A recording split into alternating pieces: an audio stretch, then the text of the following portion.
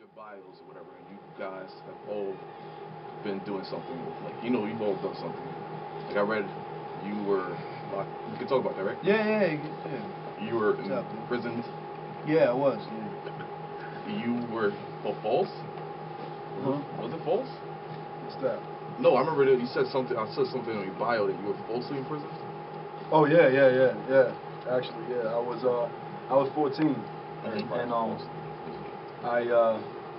I got caught up in some shit, a bunch of cats, and something happened, something went down, and I just somehow got accused for it. I had nothing to do with it. I wasn't there. I wasn't at the scene of the crime. I was 3 miles away down the street. But I guess because of other things that me and my boys was doing throughout the week, little things, little small misdemeanor charges around the neighborhood, just kind of targeted us, and they needed somebody to blame for it. And but good thing was, like maybe 5-6 days before my release date, the appellate division overturned the adjudication. So instead of doing like 15 to 16 months on parole, I did 8 months and got off. But I know you were pretty bitter about that. I was pissed off, but you gotta kind of keep a clear head, man. Like, actually, I took up doing a lot of reading, and I took time out to read that Hurricane Carter biography. Okay. And they made a movie about it with Denzel. Yeah, with Denzel, yeah. And I mean, some of the stuff he did was good, but it was like impossible to do. Like, not wear their clothes or not eat their food. Like, I didn't really feel like going through all the bullshit doing that. You know what I'm saying? Having to go in there, and, I don't like lockdown. I don't like being stuck in a room for 5, 6, 10 days out of the week, out of the month. So, I just kept a clear head and just. In your situation, would you like to get into that a little bit? Yeah. Not too much. I mean, I was 16 years old. We all do crazy things, you know what I mean? I got wrapped up. Yeah, I got wrapped up in something. Honestly, I shouldn't have even went in, but the judge did what he did. So I got in there. I did about 16 months. It was crazy, man. It was definitely crazy. You know what I mean? Like, you don't understand how important your freedom is until you're there. But it was a turnaround for me, because honestly, if I didn't go in there, I would just been going down the same road I've been going down, and I would have been a monster. So it's good that I went there. I came out completely changed. You know what I mean? Did a whole 180. You know what I mean? Yeah. Laying back, staring at the ceiling all day. That changes you, man. You got a lot of time to think. I wrote a lot of rhymes. But then one day I just got depressed and threw them all out. So, but you got your ups and downs. But it got me closer to God. I read the Bible a lot. I got very spiritual. By the time I got out, I was a new man. The friends that I had weren't my friends anymore. They couldn't understand where I was at. You know what I mean? Nowadays I can count them all on one hand. You know what I mean? Maybe a little of the second one, but that's it. But it is what it is. And cool. And you were part of a girl group. You were actually signed to Universal. I saw her, she was like, oh, this is going to get to me. I got to you. But you were part of a girl group and you were signed to Universal or whatever. And get a little bit into that. I mean, I really honestly don't like to talk about it, because I don't like to give people unnecessary props that they don't need. But to make a long story short, I was in a group. We was in a group for a while. We had a deal. Things didn't really work out, so we all decided to go our separate ways. And I decided to pursue my solo career. And in doing that, I met Dre De Niro. And during that time, we met up, and he kind of let me know what Trillogy was doing. Kind of showed me, they had just shot a video for a song called "Warning," and from what I seen, it was kind of like coming from one situation to another one that was kind of similar. So I decided just to go ahead on and try it, and here I am, moving forward. So how do you take all these experiences and you guys just come together and make this group? I think all of our experiences,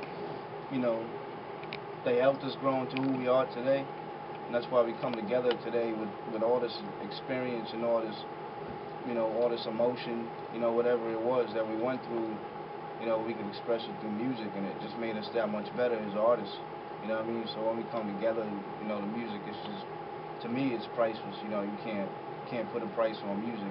people do, but you know, you can't. That's your baby. You know what I mean? And you know, I'm honored to do it with them. You know what I mean? I think it just, you know, honestly just happened like that. Like, I don't think we said, oh, if we put these three people together, this is going to bring this kind of sound. I think, you know, everything we were doing with ideas, but just kind of winging it at the same time. Yes. And it just happens to be, like, you know, timeless, priceless, like he said. You know, sometimes you just put three talented, experienced artists together and, you know, open the door and let God in. Cool. So let's talk about the hot new single. Right around town. Right around town. Every time I hear this, I just want to be like in a drop top, old school vehicle, just like, you know, with a bad chick on the side with hair and just like going through the wind. I don't think it's gonna happen anytime soon, but I'll still remember it. When I get that Dodge Challenger, yo, I'm gonna be good. But how did it was like the whole process of making this song? Well, me and my everybody looked at each other like, who's gonna talk? Yeah, like, I thought I was gonna be the talker. Like, yo, I did some background vocals in the back. Yo. I helped mix the hook, you know. I did the mix. I was like, yo, son, you should change that around and do that. I thought I was gonna have to come in there, man. No, well, yeah, it started off with me and my boy Ice from the Presidents. Shout out to Matt Ice. Ice. Me and him we just came together and vibed on the track. We set up something to where we meet up at least once a week or, you know, every other week. And we just vibe out and just make some beats. So, you know, that's how it started.